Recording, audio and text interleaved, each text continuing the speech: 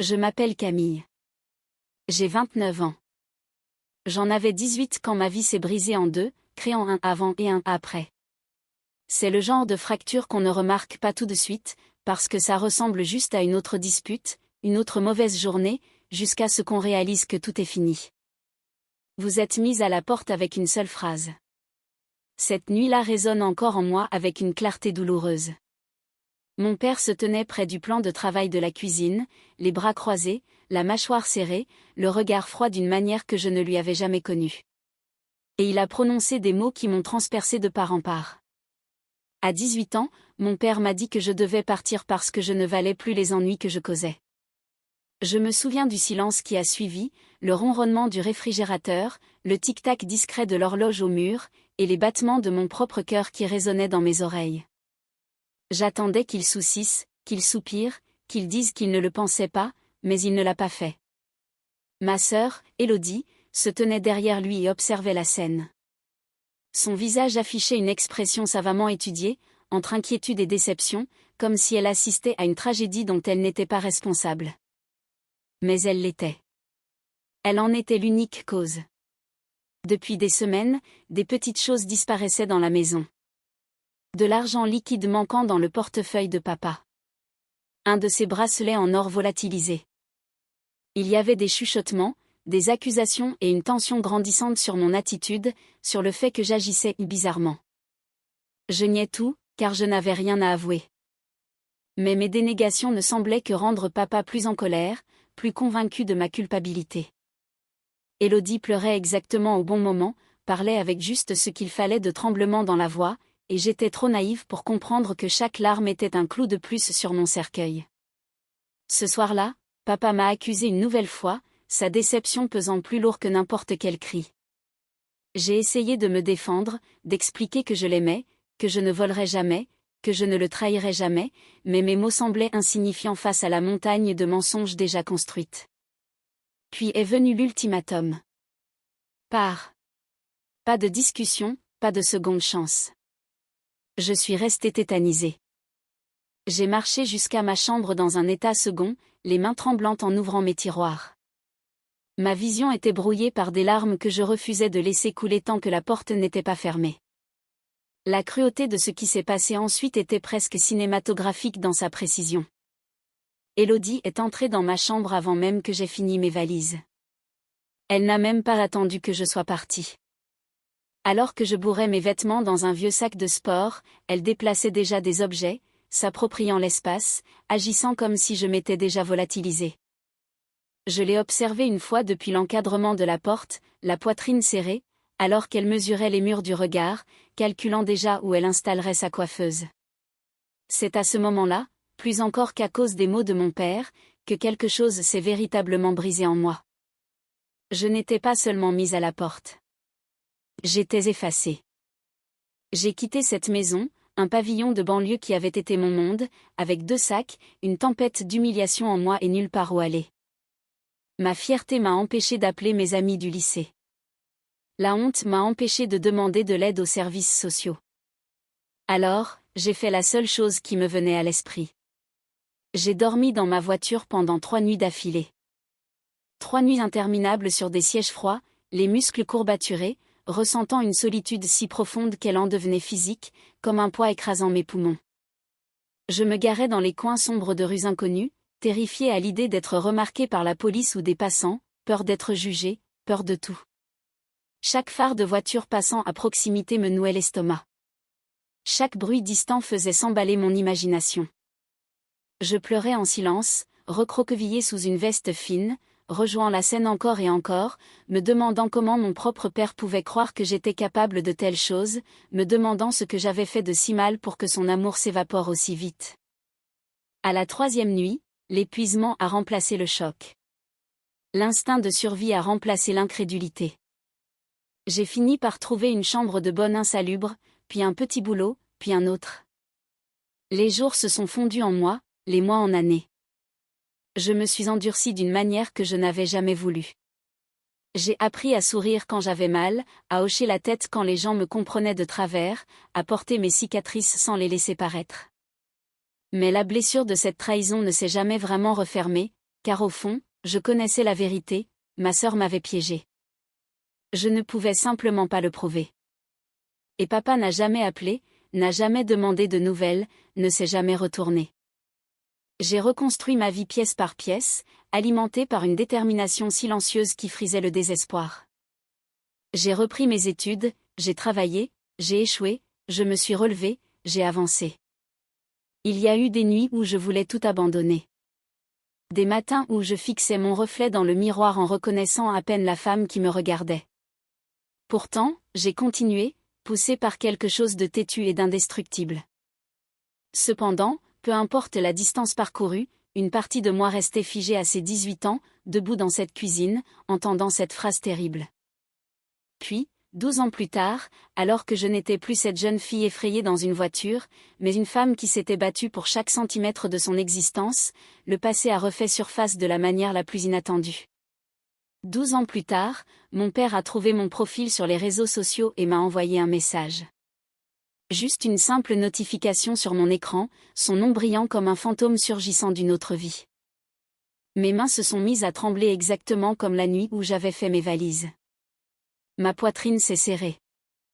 Un millier d'émotions se sont entrechoquées, colère, manque, peur, rancune, espoir.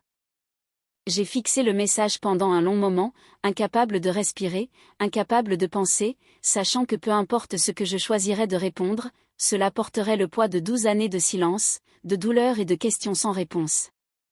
Et à ce moment-là, j'ai compris une chose glaçante et indéniable, certaines blessures ne restent pas enfouies. Certaines histoires ne se terminent pas quand on le croit. Et certaines réponses ont le pouvoir de tout briser à nouveau. Quand j'ai vu le nom de mon père apparaître sur mon écran, le temps ne s'est pas contenté de ralentir, il s'est replié sur lui-même.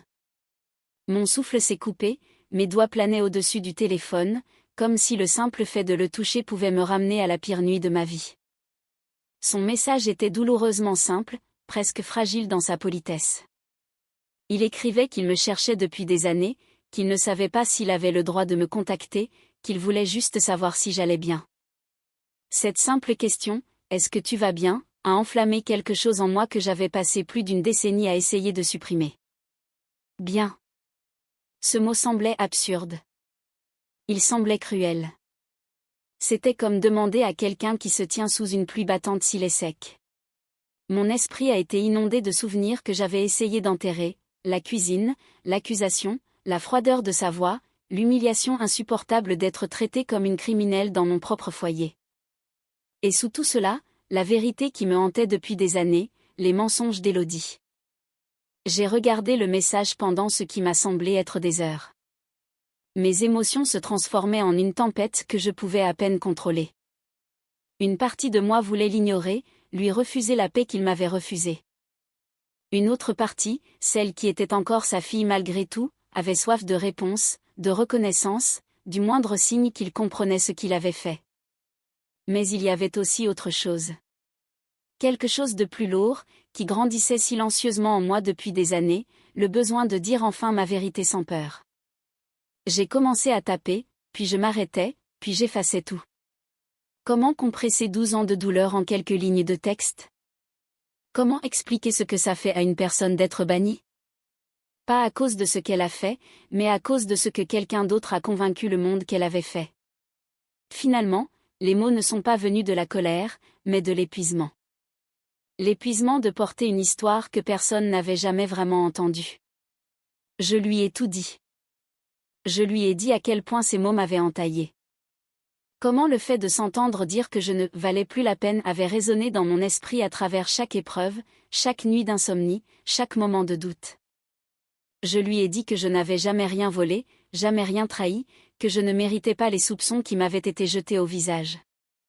Je lui ai dit que j'avais dormi dans ma voiture pendant 3 nuits, terrifiée et le cœur brisé, pendant que ma propre famille continuait sa vie sans moi. Et puis, avec une honnêteté tremblante que je ne me savais plus capable d'avoir, je lui ai dit la partie que je n'avais jamais pu prouver, mais que j'avais toujours su, qu'Élodie m'avait piégée, que l'argent et les bijoux manquants n'étaient pas de mon fait. Que j'avais été sacrifiée sur l'autel d'un mensonge. Je ne l'ai pas insultée. Je ne l'ai pas attaquée. Après avoir envoyé le message, un calme étrange s'est installé en moi. Le genre de calme qui suit une tempête violente. Il n'y avait plus rien à ajouter, plus rien à défendre. Pour la première fois, ma vérité existait en dehors de mon propre esprit. Des heures ont passé sans réponse. Puis mon téléphone a sonné. Son nom remplissait l'écran, et pendant un instant, je n'ai pas pu bouger. Quand j'ai finalement décroché, je n'ai pas entendu la voix forte et autoritaire de mon enfance. J'ai entendu quelque chose de brisé, de tremblant. Il pouvait à peine parler. Entre deux respirations saccadées, il m'a dit qu'il avait relu mon message encore et encore, que chaque ligne pesait comme une tonne sur sa conscience. Il a dit qu'il avait cru faire la bonne chose à l'époque, qu'il avait fait confiance à ce qu'on lui avait raconté, qu'il s'était convaincu d'être un parent responsable. Mais maintenant, en lisant mes mots, en m'imaginant seul dans une voiture à 18 ans, il ressentait une culpabilité à laquelle il ne savait pas comment survivre. Sa voix s'est brisée lorsqu'il a confessé quelque chose qui m'a ébranlé jusqu'au plus profond de moi. Des années après mon départ, des incohérences avaient commencé à apparaître. De petites contradictions dans les histoires d'Élodie, des choses qui ne tenaient pas debout. Finalement, la vérité a fait surface de la manière la plus laide possible lors d'une dispute familiale. Sous le coup de la colère, elle a admis avoir menti sur plusieurs incidents, avoir manipulé les situations par jalousie et rancœur. À ce moment-là, les dégâts étaient irréversibles. J'étais partie. La famille était fracturée. Et il s'est retrouvé avec l'insupportable réalisation qu'il avait chassé la seule personne qui disait la vérité. Il m'a dit qu'il avait essayé de me retrouver mais qu'il avait trop honte pour me contacter. Trop peur d'entendre exactement ce que je venais finalement d'écrire. Puis il a dit les mots qui me hantent encore. Après avoir lu ma réponse, il s'est assis dans sa voiture et a pleuré pendant 1 heure. Un homme adulte, mon père, seul face aux conséquences d'une décision prise 12 ans trop tard pour être annulée. À cet instant, je n'ai pas ressenti de triomphe. Je n'ai pas ressenti de vengeance. J'ai ressenti le poids tragique du temps, la compréhension que certaines excuses arrivent bien après qu'elles ne puissent réparer ce qui a été brisé. Nous avons parlé longtemps, 2 voix naviguant à travers des années de silence, de regrets et de douleurs non résolues. Rien n'a guéri par magie. Rien ne s'est réinitialisé instantanément. Mais quelque chose a bougé. La vérité, enfin reconnue, a desserré les chaînes que j'avais portées pendant la majeure partie de ma vie d'adulte. Et s'il y a une chose que mon histoire m'a apprise, c'est ceci: un seul mensonge peut détruire des années entières. Mais une seule vérité peut encore ébranler le monde lorsqu'elle est enfin prononcée. Si mon parcours vous a touché, si vous croyez que des histoires comme la mienne méritent d'être entendues, rappelées et comprises, alors soutenez-moi. Abonnez-vous à la chaîne, car certaines voix passent des années à attendre la chance d'être enfin crues.